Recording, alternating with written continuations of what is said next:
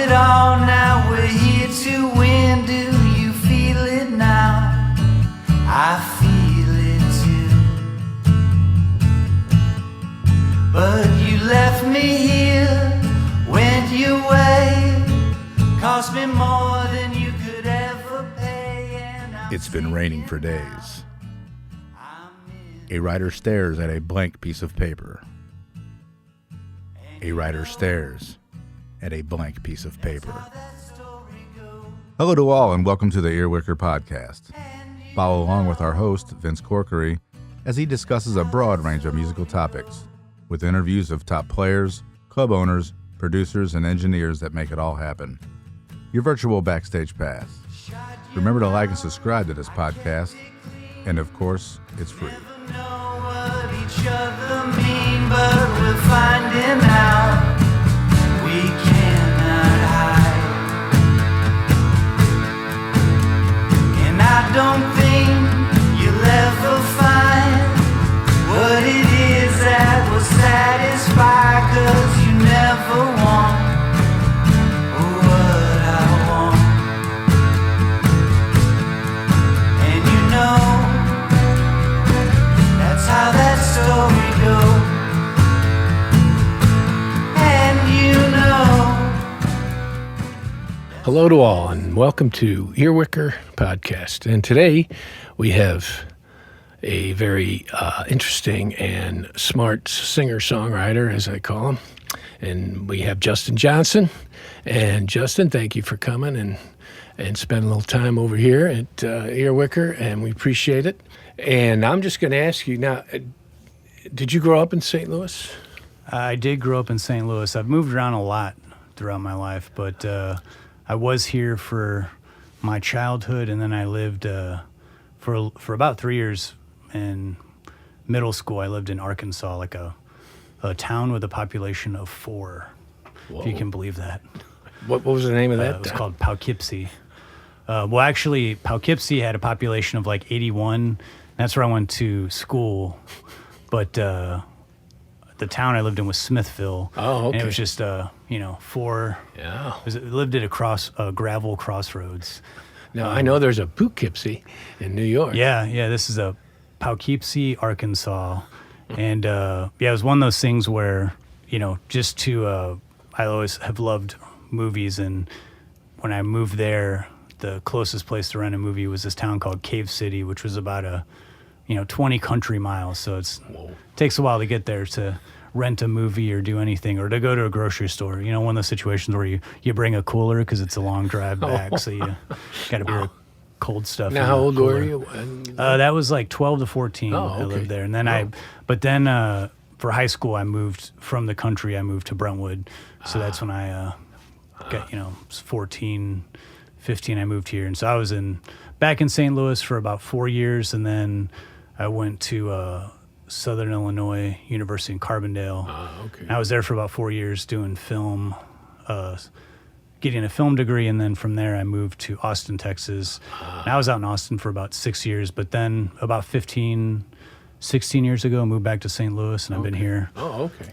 Now, when did you first start playing the guitar and writing songs, I guess? I started pretty late. I mean, I'd always, a guitar had been around, but I don't think I'd ever actually, picked up and started writing till a year before I moved to Austin. So I guess I was about 23.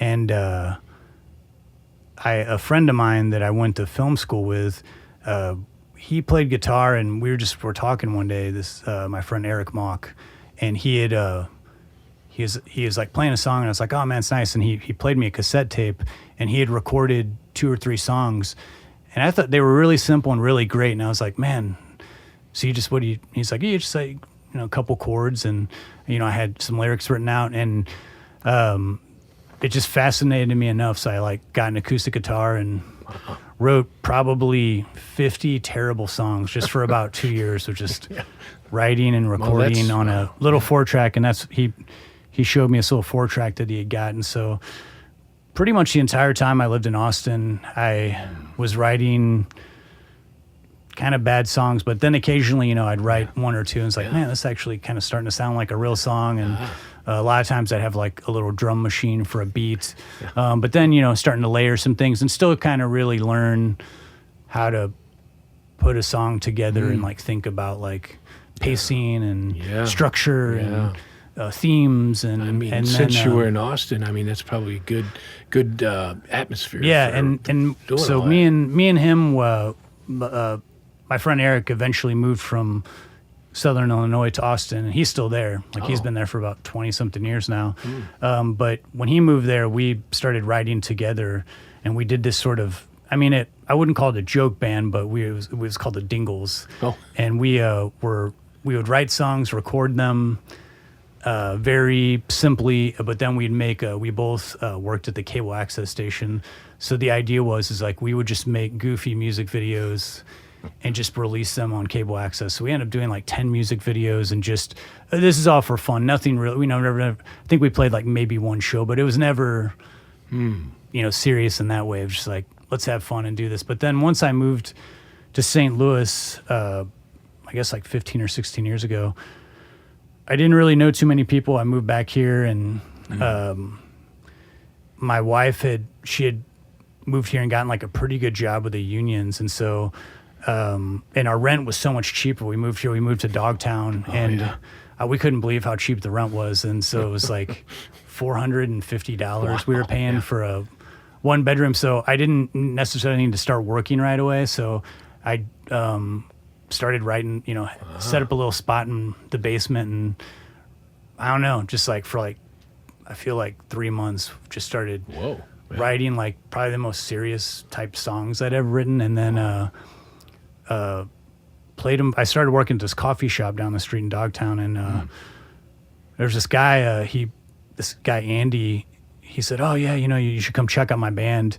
And I was like, "Well, I just moved here from Austin, so I've seen a lot of great bands." He's like, "Oh, you come check us out." So we went down to they were playing at Lucas Schoolhouse, and I don't know if that venue's still around. It burned down. And it was really great. I was like, man, this is a cool little venue. And he was in this band called Theodore, and they come on and just blew me away. And so immediately became friends with him, and then was real shy to kind of let him listen to any of my stuff. He's like, just give me something. And so I gave him the CD, and I really never would let anyone listen to my music. And then he just called me and left me a voicemail. He's like, I just went to the record store, and this like burned CD you gave me is better than anything I picked up at the store today. And so that kind of I don't know, like flattered me enough or motivated me. So I started putting a band together, and then that band kind of, played a little bit. We did like 10 shows, and then that kind of fell apart a little bit. With that band, that's Theodore, or is that? That was so I started this band called Kangri, and it was my friend Anna, who I work for now, which is she. And she's got a great voice, so I didn't like singing. So I wanted someone that like could front a band. I was like, I'll sing a little bit, but I'll write the songs and write the lyrics, but I just had played shows in the past, and even I would say the first 20 shows I played, I would like vomit before a show. I just have incredible stage fright, and it took me years to get over that, but like. I liked writing songs, but actually playing in front of people took me a long time to get a handle on and actually enjoy it. And now I still get nervous, but I actually love that energy, that raw, intimacy. And well, I mean, if anybody's seen your shows, you put a lot into it. It's very emotional, and I think that really carries over.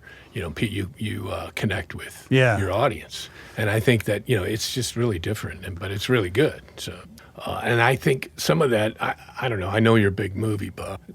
Sometimes I get a feel that when I listen to your music, like it's ethereal, and it's like I could hear them in movie tracks, That's some of it when I listen to it. Yeah, I do feel like movies influence me heavily, and just the idea of like, even the structure of movies, like writing a song is like a lot of editing and pacing and atmosphere and dynamics, and so there's a lot that can apply from making a movie to like writing a song. Speaking of that, I mean, you have a podcast too about movies. What's the name of that? Don't Push Pause. And that primarily is what I do for my creative outlet these days. I played a show a couple months ago, and I still write songs, but keeping a band together and touring, and that got to be kind of really burned me out. And, just organizing a practice with like 4 or 5 people is tough. And I did a band for about 7-8 years called Pretty Little Empire. And, and we put out 3 albums, toured, 5 or 6 times, like played pretty much all over St. Louis, just almost every venue that was around at the time. And, released some music videos, and it was a lot of fun. And I felt like, I put a lot into it, but it just, man, after a while, and just the promoting alone is, it's 50% of the work, and that alone can burn you out, Right, so with the podcast, it's as you can do it in your house. Yeah. You can upload it from your computer in your house. Any time of the day or night. People come to you, and you don't have to lug a bunch of gear around, and you only really have to depend on yourself. And so, and I have a great podcast partner, Lindsay Reber, who's movie buff, excellent writer, excellent researcher, and so we really dig into these. How can you find your podcast? You can find us we're on just about every podcast platform: Apple Music, Spotify. We have a YouTube channel, so you can listen to them there, or you can, if you want to go directly to our website at don'tpushpausepodcast.com, we have all of our episodes archived. And the gist of our podcast is we talk about, it's like kind of retro movies from the 70s, 80s, and 90s.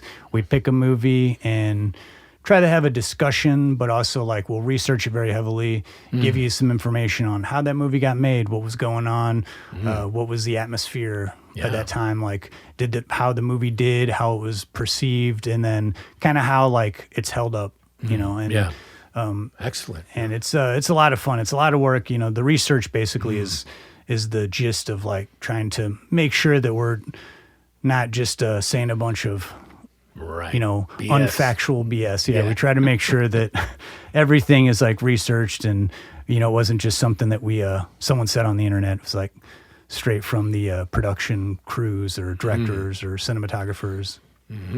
Wow. You also have you mentioned you recorded 3 records with Pretty Little Empire, and I know you recorded more records than that, I think. Yeah, I did. I recorded 2 albums with a 2-piece I did called Jump Starts, and I have a real affinity for Buddy Holly and like 50s pop rock type music. And so I really got to, my friend Sarah that I recorded and played with, we just wanted a really stripped down sound, and it was like she played drums and did a lot of percussive stuff, and I did guitar, and we both sang. Who's Sarah? Sarah Ross. She is from Boston. She moved back to Boston about 5 or 6 years ago, but we worked together, and I went to see her band at the time, Paper Dolls, and really enjoyed it. And I was like, great drummer. And so, she didn't really sing too much. And I was like, hey, would you ever be into, just getting together some night and see if we click or whatever? And she started doing some harmonies, and it was just kind of one of those things where we just played a couple times, and we were both like, yeah, this is it, so much fun. And I don't know, sometimes if I'm playing music with the right person, I swear I can get so enthusiastic that, that person will be like, I got to use the restroom, and then they'll come back and I'll be like, I got a song. Like I just let's hit record on something. Let's start playing. Inspiration. So, a lot of times that's how it happens for me. It's like I've had songs that I've labored over for like 2 months, and they've never seen the light of day. And then there's some song that comes together. The bones of it come together in like 3 minutes, and yes, inspiration hits and the vibe hits, and it's like, man, this is. And sometimes I think that's the best. I feel like a lot of times when I've read about songwriters that have, they're like, oh yeah, that song came together in 15 minutes, and it sounds like BS, but then you're like, the inspiration kind of strikes you. It's hard to really force that, Right. you know. And Yeah, I've tried you it. can't. You I've can't. tried Yeah. to force it, and God, Yeah. it that gets me down in the dumps. Just trying to. Yeah, right. It's Yeah. harder trying to make yourself write a song than to, be in it and let the creativity let kind it of hit flow, you. Yeah. Yeah. I mean, you have to try and write a lot of songs to get to that point too. You know? Yeah, I mean, I probably wrote 100 songs that I would be embarrassed to listen to today before I remember it too. I remember the exact song I wrote. It was about sailors on the sea during World War II, and my grandfather passed away a long time ago, but I had these old photos that my aunt had given me, and he was a sailor, and I just wrote this song. I was like, I don't know, it just hit me. I wrote this song about sailors and had like a cool little chorus, and I remember that being the very first song that I was like, I would actually let somebody listen to this song, you know. Yeah. And my voice, it took me a long time to figure out. I used to sing this like really low. Like I always thought it'd be like, what I need to do is sing low like Johnny Cash. Not a good choice for me. And I don't know, it's wild too. It's just like songwriting, just trying to write a song, but then find your voice is really difficult because you can. I probably singing songs for like 10 years before I felt like I think I know what my comfortable range is and like what where I can do an inflection here and like what. Because sometimes you can over-inflect, and I remember I was recording once, and the guy that I was recording, he was engineer. I had 10 songs ready to roll, and it was like our first day of recording, and he said without like hesitation, like, are you like trying to sing in like some sort of like Irish accent? And I was like, is that what it sounds like I'm trying to do? And he's like, I don't know. He was like, sounds like you're doing like an inflection or something. And man, it just threw me, it's just like, is this, but I was like, and then I was like, oh yeah, I am kind of doing this weird inflection. But a lot of it is like trying to figure out, right. your voice, and you hear, you hear stuff, it's like you absorb subconsciously all these different voices that you're hearing on the radio. And it's easy to, that stuff gets in, and then you start singing a certain way, and you're like, oh, that sounds kind of cool. And it's like, does it? I don't know. Till someone tells you otherwise. Right. Yeah. Well, that's I guess part of the experience, and you found your voice, I'd say, Yeah, it's and I still like feel like I struggle at times, like because I don't necessarily feel like the same voice works for every song, especially if you're if you're singing something that's like real down tempo, and then certain tempos scare me because I'm like, I would love to. I really admire singer-songwriters that can do these like really slow tempos, and they're almost like sing-talking, which I find it sounds like it would be easier to do than singing regular. But to me, I feel like there's a lot of nuance there that is hard to do, and I've tried to replicate that, and it sounds I don't know, I can't. Make it sound authentic. Yeah. Well, I like the, that you go for all these different styles. You think about your tunes and how it should be sung, and that's pretty important, actually. Yeah, there's always like there's been times where it's just like, like my friend Sarah and I we're like, we want to do this like flamenco sounding song. Like, what if we did this waltz and we did these like oohs, and then we got. This really great guitar player, Kurt Brewer, came in. He did this like flamenco style acoustic over the song, and she was doing all these like kind of like rolling low toms, like, and it had all this atmosphere. And when it was all said and done, I was like, man, that sounds like nothing like us. But I'm glad that we tried this out. But I do see it's like, I think when I was younger, I used to make fun of the bands where they're like, oh yeah, they went off and made their experimental record, and now like I totally get it. It's like you hear something, you're like, man, that would be something influences you, and you're like, it doesn't always work, but it's fun. I think it's exciting to try things instead of just, recording sticking to the same style, and but I get it. It's comfortable. Right. I have a certain style now that I'm comfortable with, and I rather lean on that sometimes than be like, I'm going to sing higher on this song, and then I record it, and I'm like, oh, no, I'm not. We're gonna redo this. I can't get up there. Yeah, wow. As you know, we recorded we did the last album here. I did. We recorded here, which was I got to tell you, one of the most fun and relaxing experiences I've ever had recording. So, good. Well, yeah, it was fun. I loved all the people you brought in. That was fun. Nice to, getting to meet. I think it was Cody. Corey Woodruff came in. Yeah, we had Melinda Cooper. Yeah, Melinda, and I think there was a singer.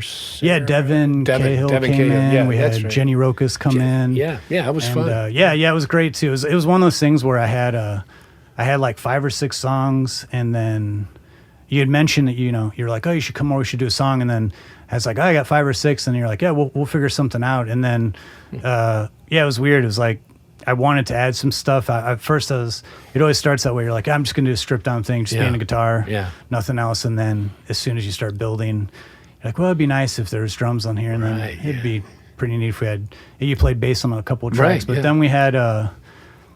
It was just kind of nice. It was like also at a point, since I'd been playing for a while, just being able to really just sending a text to these talented singers and songwriters, instrumentalists, and say, hey, would you want to come over? And they're like, yeah, I'd love to. Oh, yeah. So it's just I felt very fortunate at that time of, it was like 4 or 5 years, like pre-COVID, but it was a really great experience. And I mean, it took us, it was like over several months. But, I remember like, the songs straight ahead, and a lot of interesting things going on behind it, that you wouldn't think that was a guitar, that sound, or there was a lot of creative things going on with it. And I remember there's like 30 something tracks for this one song.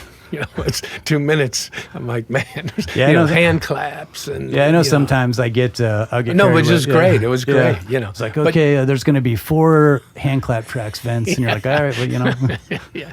But I mean, it's amazing that there's a lot going on for this song that you wouldn't think that much.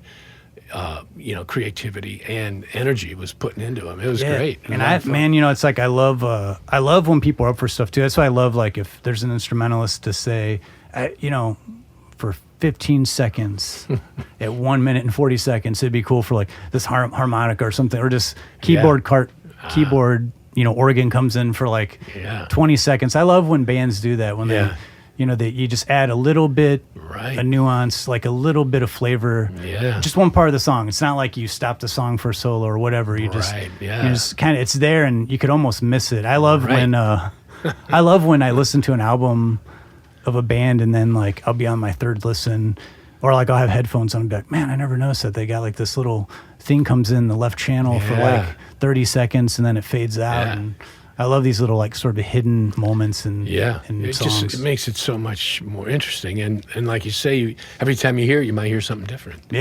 Which is cool.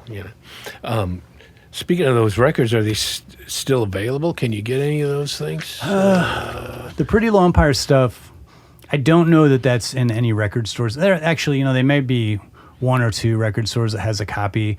I do leave all that stuff up on Spotify. Oh, okay, so the Pretty Little Empire stuff. We still have monthly listeners on Spotify. I know, and I've got that weird thing with Spotify, like love, hate, what it is. But for but how else can you get it? A band that doesn't have a lot of pull anywhere, it's like a place for it to exist. Yes. I do have stuff up on Bandcamp, and then the album we did together, I did a release, and I put out a CD for that. Some of that was available for a while online. I don't know that it still exists online. But I'm kind of too of the mind of if someone's ever like, hey, can I get one of those? I'll mail them a album. Or well, that's good. Yeah. And what's the title of that record?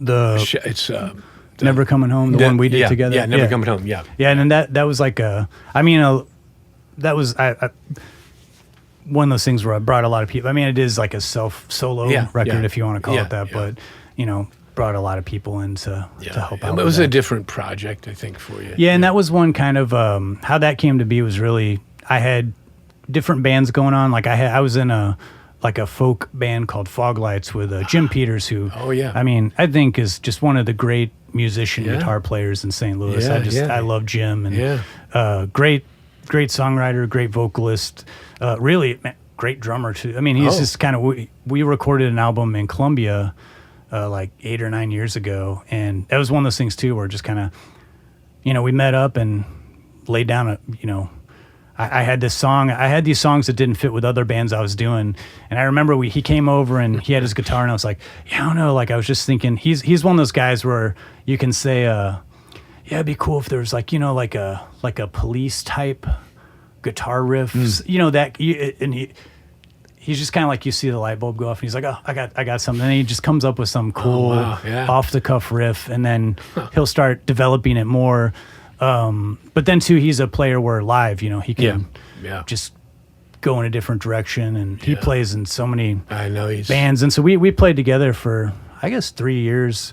We did some shows and then put that album out and did a vinyl release, which was, really exciting for me as like, and that's the Fog Lights. Fog Lights, yeah. And but so this solo album that we recorded here, it was basically like a lot of songs that were left over from any band that I was in, where I would have a song and you could tell like it was just like didn't fit for whatever we were doing, and so that went back in my song kind of demo. I have had this long running list of demo songs I'd have like logged on tapes or on my computer, and I'd go back and kind of refine them over the years. And so finally I had probably like 6 of them that I thought were in decent enough shape to sit down and actually not waste someone's time as a engineer, because I always hate that. I don't like coming in with stuff that's not almost all the way developed, because I know it can be taxing to be like, I got this cool song almost, we're gonna finish it in the studio, and I've done that before, and it's just kind of things stretch out. Then all of a sudden I rather something that's like everything is almost there, but we can just kind of like add to it to liven it up a bit. Yeah. Well, you also have some very cool videos out there that I know they're still on YouTube. I think one tune is "Now Is Not the Time." And that was, I don't know what band that was. That was with Pretty Little Empire. Oh, okay. And that was one we did with one of my great longtime friends and old college roommate and film buddy Justin Hayward, who you have known Justin all your life.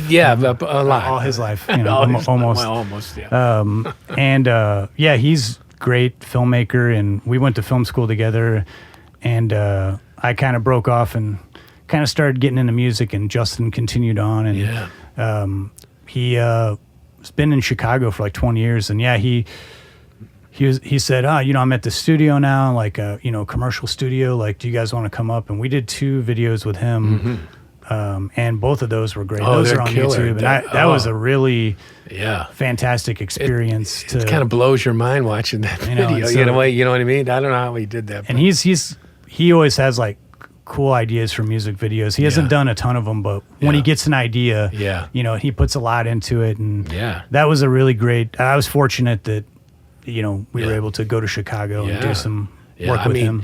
It's on YouTube. If somebody wants to go out and check it out, it's called "Now Is Not the Time." And then there's another one called "All I Know," which is really cool. And that's one, he did in black and white. And he used a couple like film techniques, and we had like a crane and motorized camera, and he did. That was a intense shoot, because some of these we had to do. Shoot in one day, and there's a lot of setups, but it was fun. I love to. He also did one for me and Jim for the Fog Lights. He came to St. Louis with our friend Dan, and I was working in this warehouse at the time, and so we shot it at where I work, and he set up this dolly. It's like a 360 dolly track, and was like doing, swinging the camera around us, and it was another situation where I just fortunate that I feel fortunate all the time that it's like I've been able to work with so many talented people and become friends with them and involve them in they're great looking. I mean, sounding and great looking videos. They're just really cool. So now you've done pretty many gigs out there. Do you have a favorite gig that? Oh man, I have to think about that for a second. I mean, I definitely have gigs that like the stories of the gig were memorable to me. I mean, I feel like I've probably played like 300 shows, but I had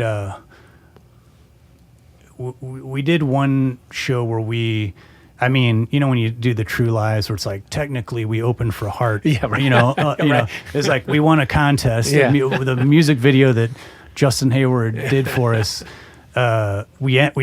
If you won the video contest, they would play your video on the Jumbotron, but you got to play in the afternoon before Heart played in the evening during 4th of July. And that's pretty wild. and so it was kind of one of those things where it's, you know, it's on a huge stage. And so we got there in the afternoon, and, you know, Heart had already sound checked. So like their gear was there, and we had you know, you could see their set list already. And, you know, and it kind of dawned on us, we're going to meet Heart. Like, this is crazy. We're going to get to like hang out with Heart. Yeah. And, you know, we had our own, they gave us a little trailer. You know, so we're all like goofing on. It's like, oh man, we got our own trailer, hanging out, and you know, get VIP badges and everything, and so we play the set, and the set goes off great. I mean, it was probably like 107 degrees. I can't even believe that people came to see us. It was like in the middle of the afternoon, zero shade down there at the Arch. Yeah. But we played it. You know, I thought we played a great set, and we, you know, we get done playing, and then we go to the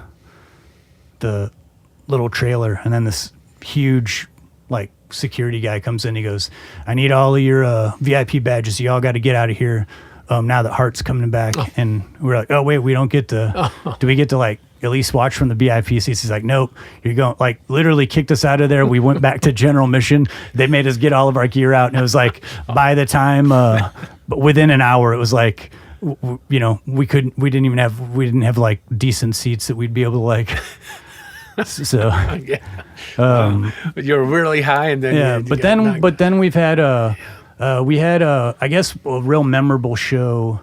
I got on this kick where I was like, I had become friends with this band, and they told me they're like playing these like real little towns. And when I say little, I mean like you know, like towns that have no venue. You know, they're like it's a coffee shop there or something, and they bring a PA. And my friend was telling me, he's like, man, I tell you, we go to these towns and no bands play at these towns. So it doesn't matter what it is. People are getting excited because there's nothing to do in these towns.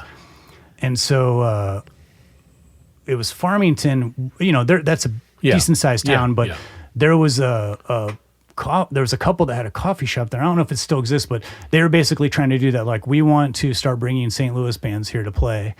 And so we booked it. And we got there, and she's like, I'm so sorry, guys. You know, we only pre-sold 40 tickets, you know. And I was like, you pre-sold tickets to this?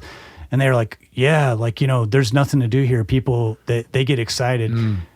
And we had set up this merch booth. And, you know, like when we play at a town we'd never been in, it was like, man, if we sell like 3 T-shirts tonight, I'm going to be really happy. Yeah.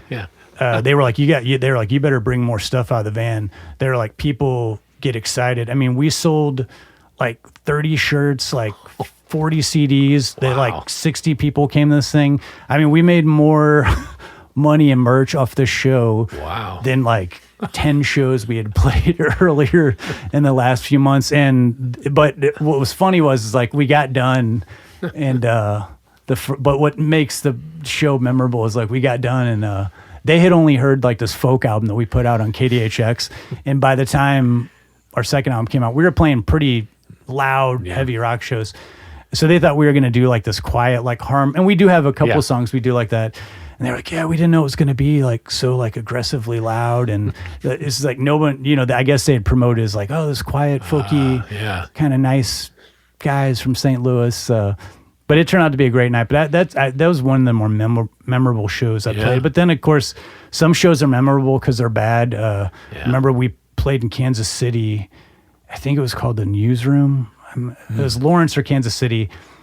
And this guy liked our band. He goes, he's like, I'm hyping this band up. Like, I'm going to get all these people here. He's like, I'm trying to think of like the best venue to have you guys play it, because I'm going to pack this place. And he keeps hyping it. And I was like, I don't know, man. Like, we don't really have like, I usually like to have like 2 or 3 cities connected.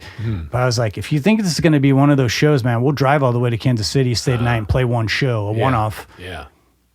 And we get there, and I see this kid. He's like, he's like a college kid and he's like trying to be a promoter. He goes, "Oh man, sorry. Yeah, it's like a weird night. Like, there's this band that everybody likes. It's like playing across the street. So we play in this venue and there's like 6 people there. And they do this thing where it's like they try to have it to be like it's like someone's living room.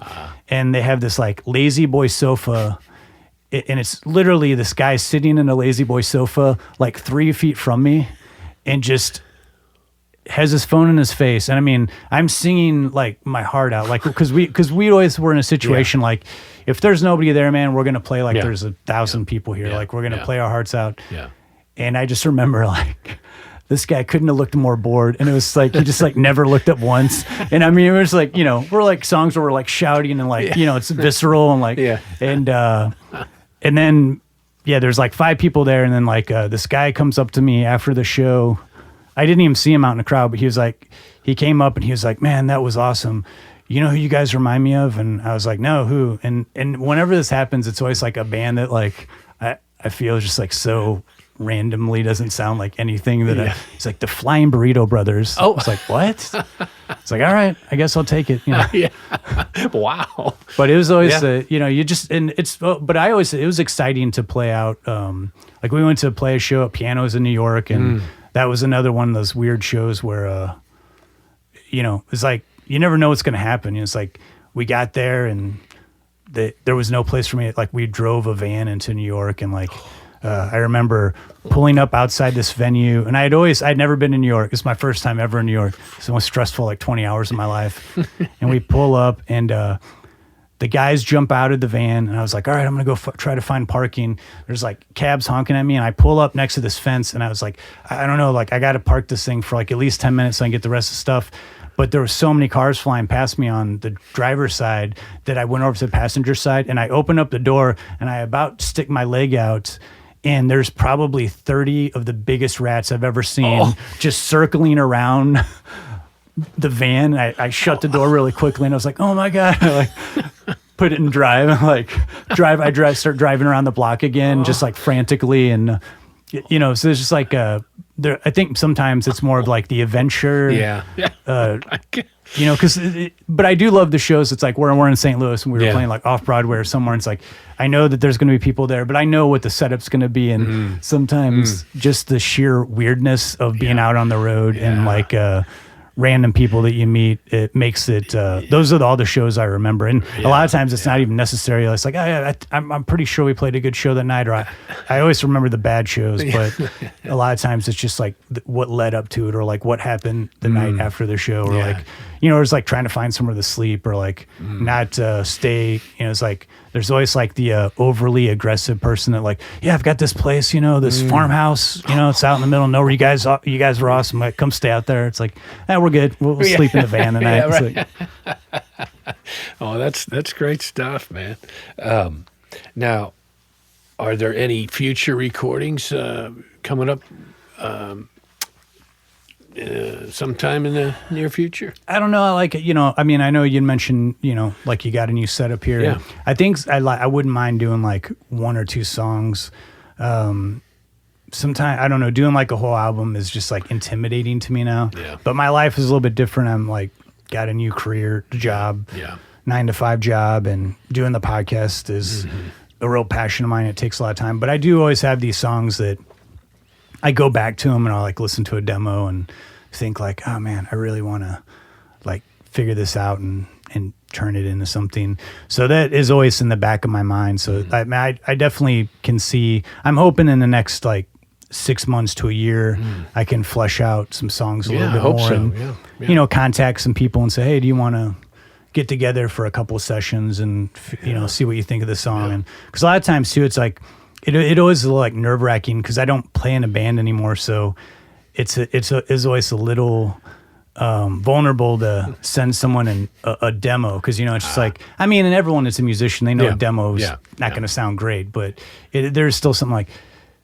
I send a demo and then usually like an over, like explaining too much in an email, like it's going to have this. And then the opening, like the first 10 seconds, you're going to hear this come in, but then, and then it's, it's like, maybe I should not say anything because I don't even know if they're going to listen to it and say, the song's okay, It's like, Well, I hope you can pull some tunes together. I like the idea of just doing one or two and then send them out. yeah. there, And it's strange. Like I'd never really, it's a genre I had never really gotten into, but I like started listening to a lot of like electronic beat type music in the last 4 or 5 years. And I was messing around with some of these like beats and loops programs and did like, it was funny. It's like I did like 3 or 4 songs, and these are kind of wild because it's like you're using stuff that's already like pre-recorded, pre-mastered, like so you put it together and it immediately sounds like great in headphones. I mean, you're and I would do like lay out like 15 tracks, and you're like mixing it. Put this. I'm gonna put this in left, but there's like horns, drums. You can add like little cymbal flares, like all this stuff, and then I'll record my vocals over it. And I did I don't know, I did like 2 or 3 of these little things. I remember I put them on Instagram and like 10 people immediately messaged me like, what is this? Is this something like you're doing now? And it's like, I just like did this for fun. And, but then a friend of mine who's like, was into that kind of stuff. He's like, no, man, like you should do a longer sequence. So then I sat down and did like, another like 2 or 3 songs that are a bit longer, but at the same time, it wasn't as, though it's fun to sit there with headphones on all day, and like it wasn't the same as like creating something from scratch, where you like, and it was hard to get the, I don't know, that just like same kind of energy, because when stuff is already pre-made, you can make it atmospheric, but it's just like that rawness that you can only get on a live mic, that's in the room at that exact moment. And that always excites me too, because I always just feel like I always have to let go a little bit, because like I could record something in my bathroom and on a demo, I'm like, this is the coolest sound I've ever captured for a song. Yeah. Like, and then I could take that to someone and say, here's what I like to do, but in a studio. And then I've had this happen and we record all night. Yeah. And I was like, this sounds almost exactly the opposite of anything that I want, because you can never capture, every room is different. But also that's what makes it fun to me, is like and even who we work with, like I said, when I worked with you, you're just so calm and like open to anything, and like you just have such a huge knowledge of like bands and music, and you've been playing for so long, and so it's just different than I've recorded with other people that haven't been recording that long or haven't been playing that long, or like not as relaxed, with things. So, and sometimes that's exciting too, but it's just different approaches. And I really enjoy like this atmosphere of like, it's like very calm. You come in, it's like, we'll try this. And if that doesn't work, we'll try that. Yeah. And, you're real open to like experimenting. And I always like that too, is like, I've tried a lot of things. And then when people come to like play on stuff, I always say, just give me, I love to have like 3 or 4 options, and no offense if we don't use it. Yeah. I don't know, we're building a song sometimes. And so when it's all said and done, and be like, I don't know, maybe lap steel doesn't need to be on the song. Well, hey, you never know until it's said and done. That's right. Well, and like you said, that's the fun of it, and hopefully creating some magic. But I think you and I were recording a song, and it was almost there. We just kept saying something isn't working, and I swear it was like all I did was like I was just like I had like a palm muted some like it was like 4 strings, and I was just going tick tick tick tick tick tick, and we did that for like a minute, and then we doubled it, and it was like buried it like in the mix, but for whatever reason that like plugged in what was missing, and then it was like its song opened up in the beginning. And it's like weird. It's like, I know, where did that even come from? But I know it's just, I think when everybody's just working together, and you got a common, goal or whatever. Sometimes it works. Yeah. So, and I love doing that. Yeah, it's fun. Now, you played some over the summer too, right? Have you been playing a little bit? I did. So I guess the last like 5 or 6 years, I do like solo shows, and really it has to do with, I don't go after doing solo shows. I don't usually like playing by myself, so I usually hope that someone will say, I'll sing on with you on a couple of these songs, or someone will, play like multi-instrumental for a couple songs or whatever. But Devin Cahill, she sang on the last album I Yes, did. yeah. She's awesome, and she plays out all the time. Yeah. And she is been kind enough to like ask me to play shows here and there with her. And she's kind of one of those people where it's like, if Devin messaged me, I'm like, I know it's going to be a good night, and she books people together that it's always talented, friendly, and nice people. So I just know if anything, it's going to be a nice evening. So sometimes, because nowadays I'm just looking for it's like, is the venue pretty close to me? I only have to bring my guitar there. It's we're all going to be done by 10. My checklist is getting like more old man by the day, but it's like, that's cool. but it's still, there's something too about when I play by myself at a show like solo, it challenges me to have to like talk to an audience. And so it does make it a more intimate show, because if they're a listening crowd, when you stop playing, there's like that silence, and people are waiting. They're expecting you to say something. And I always want what I'm saying to have either some meaning, or be funny, or something that's entertaining. I want people to be entertained. And so it is good to do that. And it makes for a different kind of show, because sometimes that's more challenging than playing with a band, because it's like, you rehearse, all the hard work is done prior to the show. But when you're by yourself in front of people, it's like, and you got to kind of read the room and pivot to like, these guys are, they like this style. Yeah, they like, this, they like a person to talk about what their song is about, or they just want someone to be, a little goofy or whatever. And, and I don't know. And that, sometimes that anxiety that I get from like trying to do a show like that, it gives you a high, you get a rush from that. And then you get done, and really it's like what makes me high is the relief of being off the stage. It's like, well, you got through it. It's like, I got through that. And then you get to sit down and relax and watch who's up next. And I also love these kind of shows where people are doing like 20-30 minute sets, where you can, you do yours or whatever. And I've done one of these shows where they do the round table, so you got, and some people will play on each other's stuff, and maybe they'll talk for a little bit. More and more I'm digging these shows. And I also love this idea of like, hey, let's start something at 7 and finish it at 9, because there's times where I can't tell you how many times back in the day they'd be like, oh, when you guys go on, and be like, we're going to hit the stage at 11. They're like, oh, whoa, all right. Well, I won't be coming. So I'm going to be in bed. Well, no, I agree. I think that's, and I think people like that too. They want to not just. I mean, I'm older than you, but even younger people like you like that sort of situation. You have time, and you feel like you get home at a reasonable time, and you can still do things the next day or whatever. And it's and I think it's cool. Same as a performer. It's like I get if I go load in and then I've been at a place for like 4 hours. You just the general wear and tear. You're hanging out, and you're like, it's like, then you start talking to a bunch of people, and you're like, your voice starts getting. By the time you start singing, you're like, man, my voice is already getting scratchy because I've been talking for 3 hours before I got up here. Wow. Now, do you have any solo shows coming up?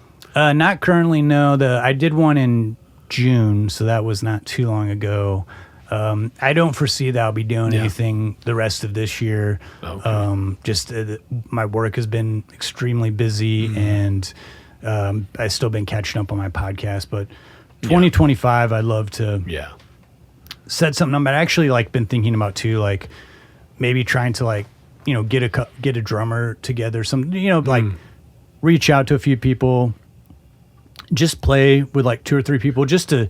Maybe not, not start a band, but, just because it's been a while. And I do miss that interaction of being in a room with, 2 or 3 people and, playing loud and kind of taking a song, see where it goes. Right. So you're still writing a little? Yeah, I'm always if something catches me, I write it down. And I've got logs of stuff, songs that I go back to every now and then. Do I like this one still, or do I not like this one? And, or sometimes there'll be just sheets of I've got the chords written out and the lyrics, and then I'll have some weird note written this one is,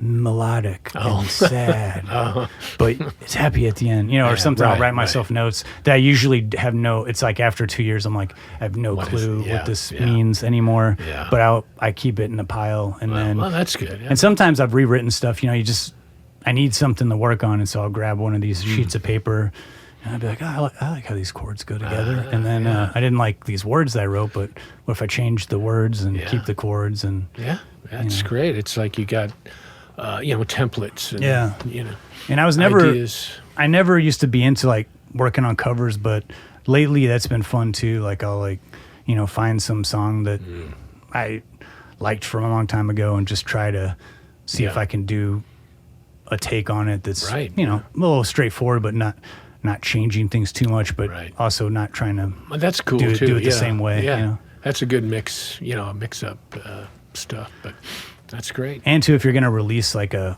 song just online or something, I mean, it's, you do a cover, it's just like immediately if someone knows it's like they're something that they can cling to that's familiar, Right, yeah. And then maybe if they like that, then they'll check out an original song. Exactly. Yeah. No, that's cool. That's it. Well, Justin, thank you for coming by and spending time here, man. For a little bit. Yeah, man, this is great. It's great to catch up and see what you've been doing. And I'm glad you're still writing tunes. And keep writing, and hopefully let us know if your show's coming up. Or And I got to say, I love your setup here. It's God.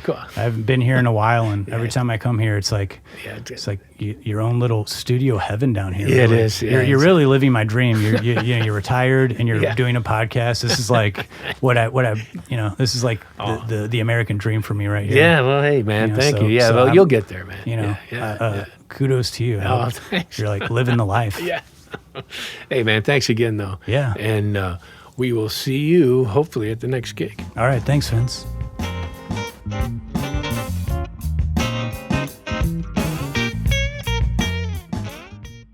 Remember to like and subscribe to this podcast, and we'll see you backstage.